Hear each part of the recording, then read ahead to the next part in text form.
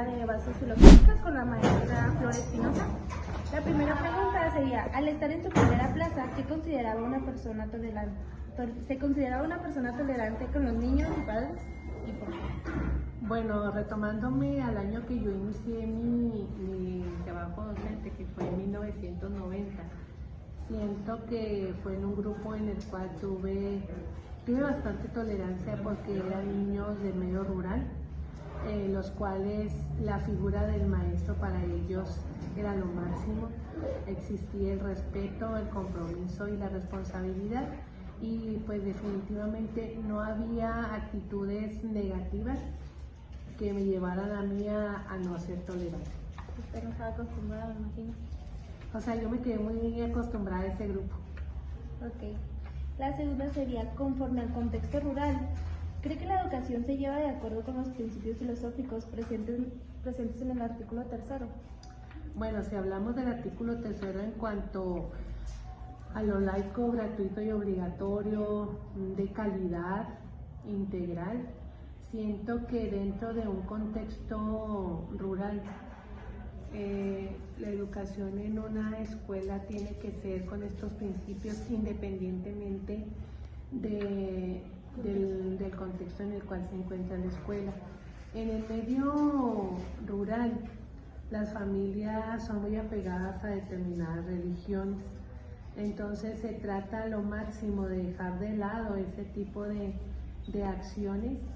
Aún así hay niños, me tocaron niños en ese tiempo que pertenecían a una religión y se les respetaba el que no estuvieran presentes en los saludos, que no entonaran el himno y que no participaran, dándoles a ellos la libertad, ¿verdad? Una libertad que en un momento dado ese tipo de religión lo llevaban a cabo por sus padres, aunque ellos quisieran participar.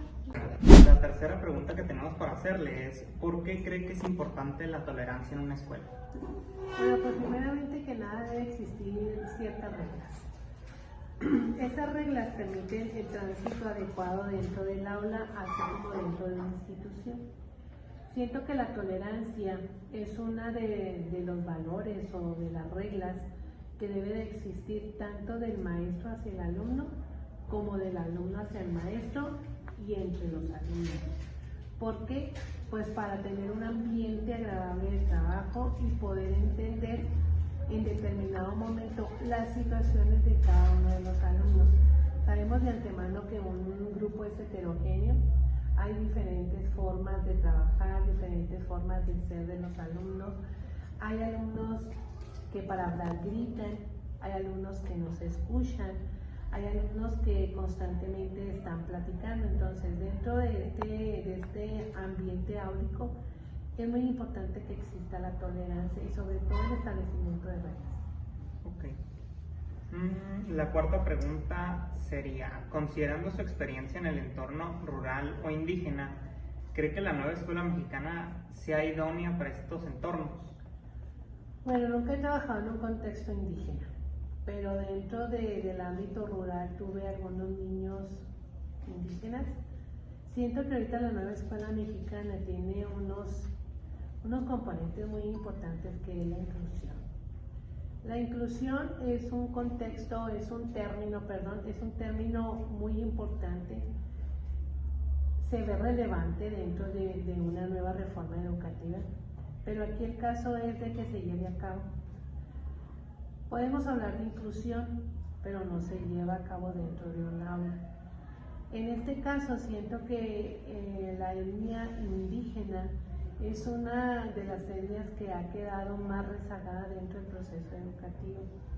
Se han establecido licenciaturas interculturales para que vayan a los lugares donde existen este tipo de etnias para que tengan una educación de calidad y sobre todo que se lleve a cabo el proceso de alfabetización.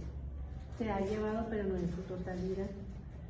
Espero que la nueva escuela mexicana contemple estos lugares, los más recónditos en los cuales existe dentro de la República Mexicana, y se pueda llevar a cabo el proceso educativo de forma eficiente y de calidad y sobre todo de inclusión. Okay. La quinta pregunta sería, ¿cómo hace el docente para adaptarse al entorno hostil o complicado del contexto rural? Canijo, pues es una pregunta muy difícil, ¿verdad? Pero bueno, voy a hablar de mi propia experiencia.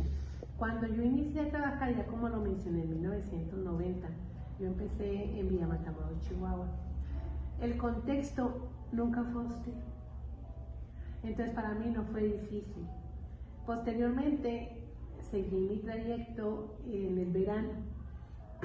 Tampoco fue hostil, porque la educación en esos tiempos que se daba en casa era totalmente basada en los valores, en el respeto hacia los docentes, en el respeto hacia los mayores, en el respeto hacia sus compañeros.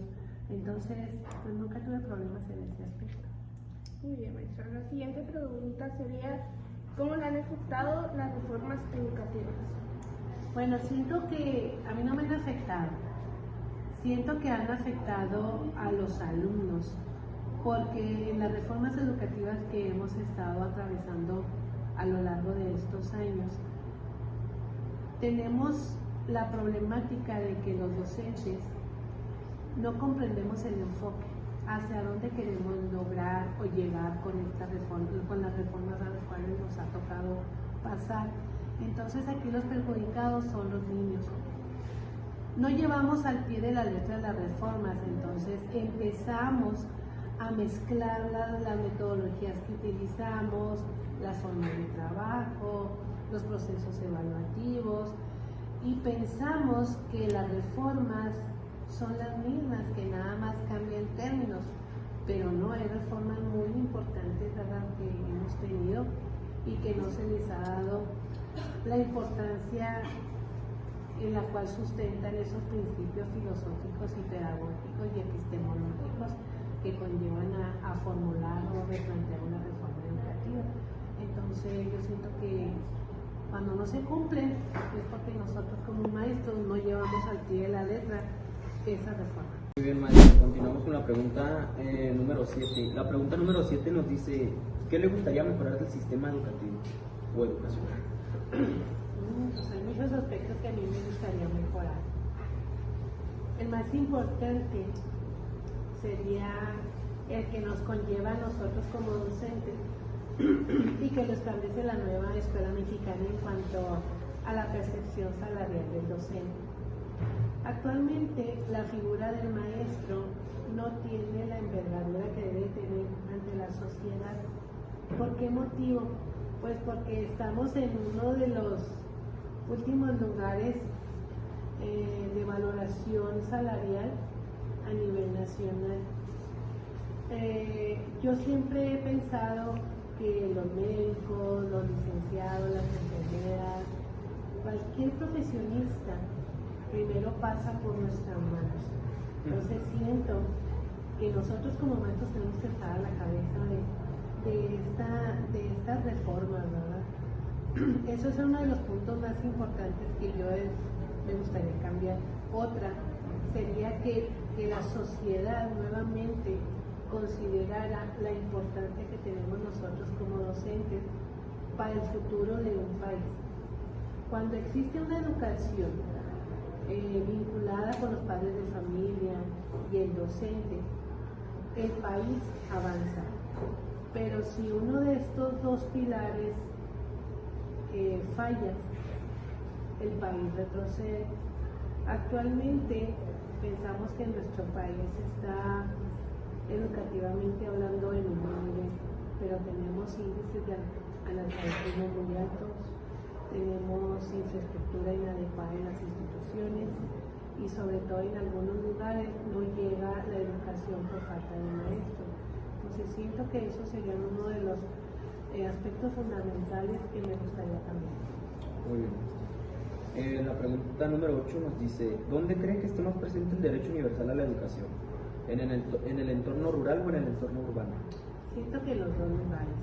Todo depende de cómo nosotros como docentes lo llevemos a cabo y que sobre todo podamos inmiscuir a todos los alumnos independientemente de su religión, sus necesidades personales, sus características propias y sobre todo que seamos unos docentes comprometidos profesionalmente y hablando de responsabilidad, de respeto y aplicar la normativa para que esto pueda llevar a cabo un mejor proceso educativo. Muy bien, muchas gracias. La pregunta es, ¿con qué equipamiento contaba la escuela donde obtuvo su primera plaza y cómo llegaba a afectar esto el proceso de aprendizaje? Pues bueno, en esos años la escuela era una escuela rural de organización completa, éramos 12 docentes, era una escuela que todo tenía, no había carencias, aunque fuera rural, pues no teníamos los equipos digitales que hoy tenemos en las escuelas, pero teníamos bastantes libros en la biblioteca escolar, en la biblioteca de aula. Los alumnos no batallaban por material de apoyo porque la escuela proveía todo el material didáctico. Nosotros, nuestra institución tenía una copiadora y ahí nuestro director pues nos proporcionaba los materiales que necesitábamos. Los padres de familia estaban comprometidos con la educación. Yo no batallaba para ningún material de trabajo, hablando de maquetas, hojas, pinceles, pues todo lo que me permitiera a mí trabajar con mi labor docente, no batallaba. Entonces siento que ahorita hay más carencias que anteriormente, hablando tecnológicamente. Bueno, como última pregunta, ¿qué opina del proceso de evaluación homogéneo? Pues bueno, la evaluación siempre se ha establecido como una evaluación formativa. Y hablando de una evaluación formativa, pues sabemos que ese proceso que cada uno de los alumnos lleva no puede ser homogéneo porque cada alumno tiene ciertas características. Cada alumno aprende a diferente ritmo y los estilos de aprendizaje también son diferentes. No puede ser tampoco homogénea porque entonces todos los alumnos pensarían de la misma manera y todos aprenderían igual al mismo momento. Entonces no puede existir esa evaluación desde mi punto de vista. Muy bien, maestro. Muchas gracias por su tiempo. Gracias.